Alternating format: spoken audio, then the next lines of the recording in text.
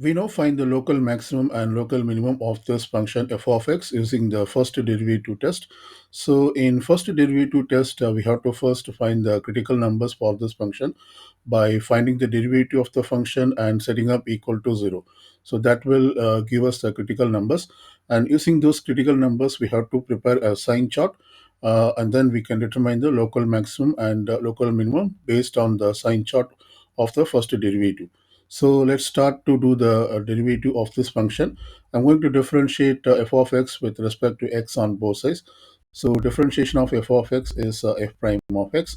And here I apply the power rule to each of the terms so that I can differentiate. So I put the constant as it is, and differentiation of x cube, when you apply the power rule, we have to put the 3 in front and raise x to the power of 3 minus 1, which is 2. So basically this is 3x squared plus 18 is a constant. I put this as it is, and then differentiation of 2 x squared is 2x when you apply the power rule.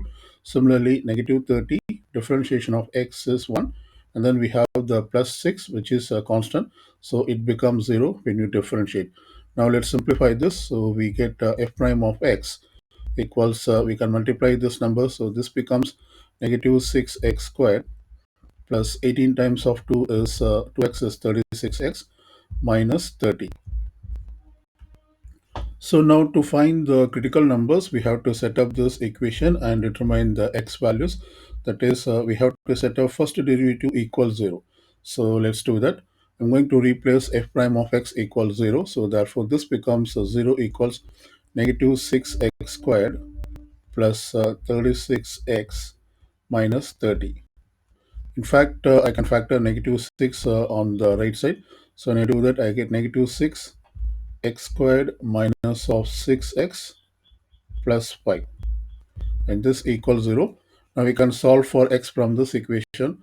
We divide by negative 6 on both sides, so we get 0 equals x squared minus 6x plus 5. So the expression on the right side is a quadratic expression which can be factored into product of linear terms. So when we do that, we get x minus 5 times of x minus 1. So this equals 0. We can now solve for x by equating x minus 5 equals 0 and x minus 1 equals 0. So this gives x equals 5 and x equal to 1. So basically these two values of x are the critical numbers of the function f of x. So now that we have obtained the critical numbers, we can prepare a sign chart for the first derivative. Let's prepare the sign chart.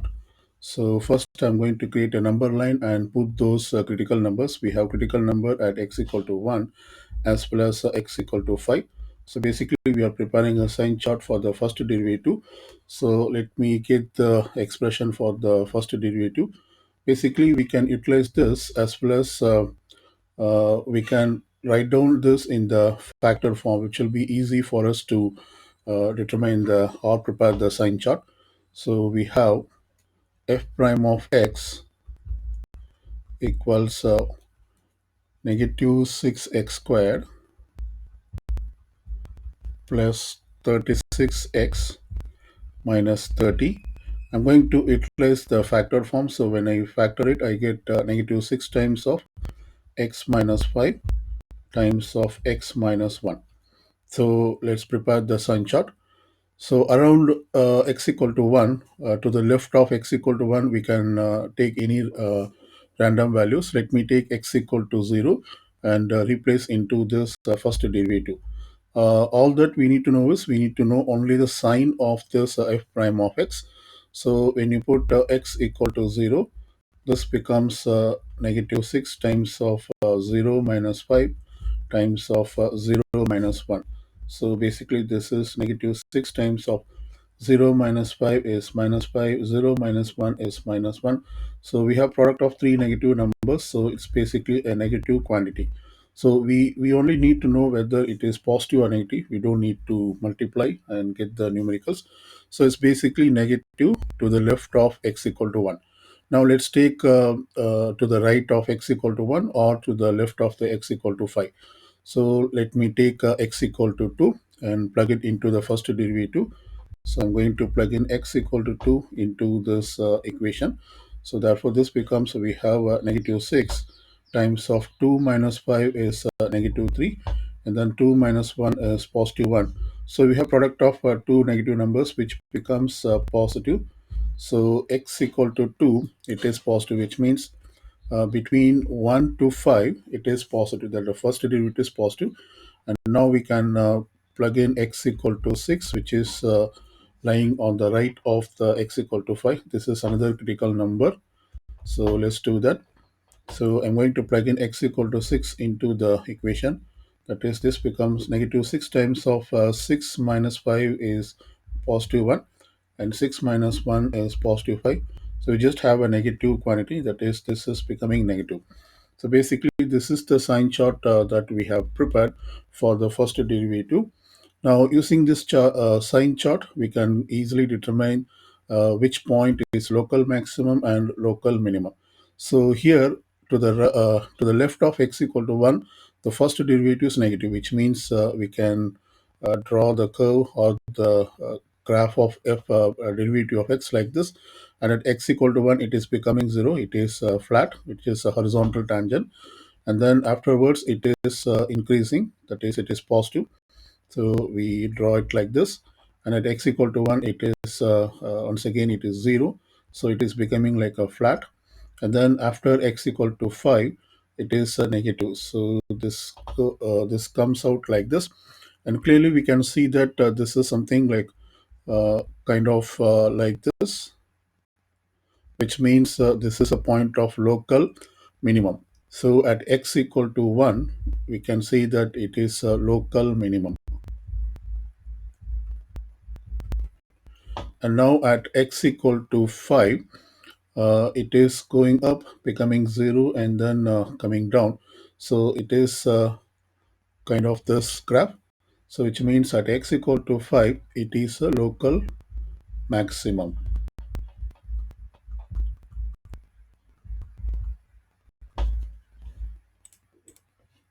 So now we have determined the local maximum and the local minimum. That is, at x equal to 1, we have a local minimum. Let's say it is LM. And at x equal to 5, it is a local maximum. And to find the coordinate, we have to plug in this value into the function f of x. That is into the function f of x. So let me copy the function f of x. We have f of x equals negative 2x cubed plus 18x squared minus of 30x plus 6. So we have to plug in x equal to 1 into this f of x. So therefore this becomes f of 1 equals negative 2 times of 1 cube plus 18 times of 1 squared minus 30 times of 1 plus 6. So when we simplify this, we get f of 1 equals negative 8. So that means 1 comma negative 8 is the local minimum. And similarly, we have to plug in x equal to 5 into the f of x. So we do like this: f of I equals negative 2 times of 5 cube plus 18 times of 5 squared minus 30 times of 5 plus 6. And we can plug this into the calculator and get the exact value. This comes out to be 56. So therefore the coordinate of local maximum is 5 comma 56. So we have determined the local maximum and local minimum using the first derivative test.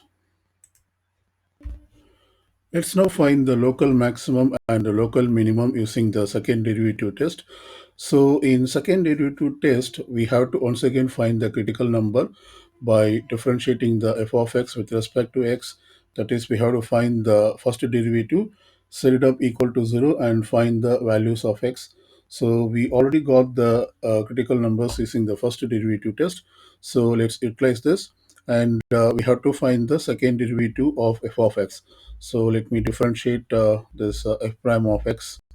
So when you do that, I get the second derivative, that is f double prime of x equals negative 6 times of derivative of x squared is 2x.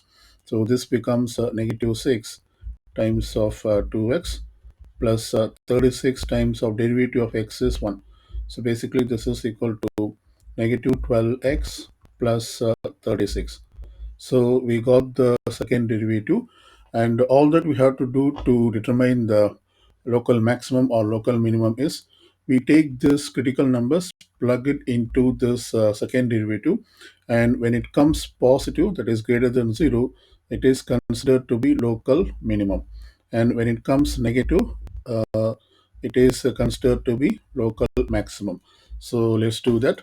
So first, let me copy the second derivative, that is f double prime of x equals negative 12x plus 36.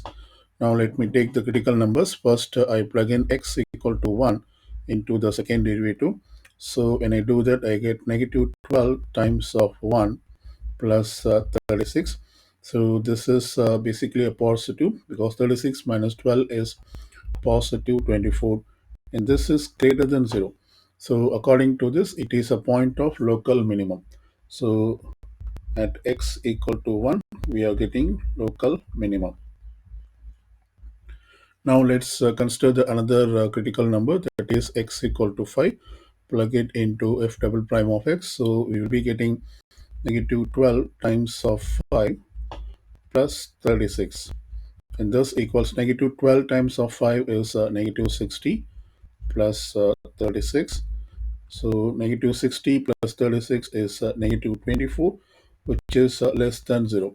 So according to the rules of second derivative test, it's a point of local maximum. So this is considered to be local maximum. So we say that x equal to 1 is local minimum. And to find the coordinate, we have to plug in x equal to 1 into the function f of x. Since we have already done it, and we got the value as when x equal to 1, it is 1 comma negative 8. So we say that local minimum is 1 comma minus 8. And the other point, according to the second derivative test, at x equal to 5, we got local maximum. So we put 5, and when you plug in x equal to 5 into this equation, we got 56. So we say 5 comma 56 is local maximum. So we this is how we have to get the local maximum and the local minimum according to the second derivative test. Now let's discuss the test which was found to be easier. So according to me, the second derivative test was found to be easier, because in second derivative test, we have to find the critical numbers and plug in the critical numbers into the second derivative of the function. So when it comes positive, we consider that as to be a point of local minimum, and when it comes negative, we consider the point to be local maximum. So basically, this involves very few steps compared to the first derivative test. In first derivative test, we have to find the critical numbers, and then we have to prepare the sign chart. We have to plug in some random values to the left and to the right of the critical numbers. So it basically involves more steps compared to the second derivative test. So I consider the second derivative test to be easier compared to the first one.